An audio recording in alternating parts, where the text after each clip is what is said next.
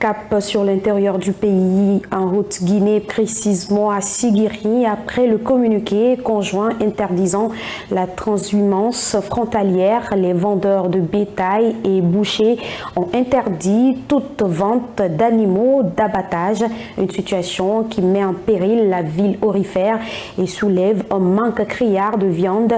Moussa Beredou Kondé depuis Sigiri.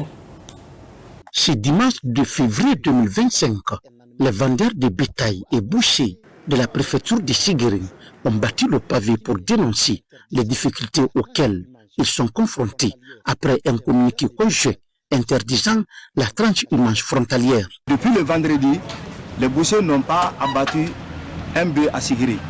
Depuis le vendredi, les vendeurs de gros ruminants n'ont pas vendu, les vendeurs de petits ruminants n'ont pas vendu. Nous avons arrêté dans toute la préfecture de Sigiri. Même la débiterie, il n'y en a pas à Sigiri. Donc, après le communiqué, nous avons assez de problèmes. C'est pourquoi les bétails ne viennent pas à Sigiri. Donc, nous, on ne peut pas vendre. Nous avons arrêté. Notre capital est en jeu.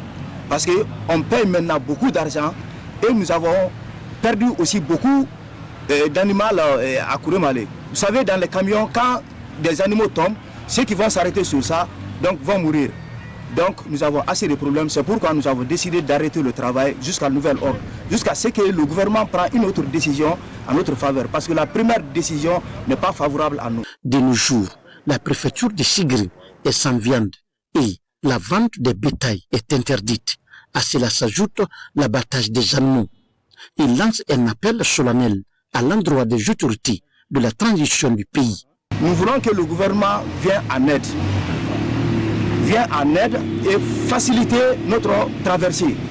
Franchement, et la police, la gendarmerie doit être à notre faveur. Mais aujourd'hui, quand vous avez un bétail à Kourémalé, on dirait que c'est de la drogue. Et c'est des marchandises licites, mais on dirait que c'est de la drogue. Vraiment, le gouvernement doit intervenir. Cette situation de rareté de viande est devenue une inquiétude chez les citoyens.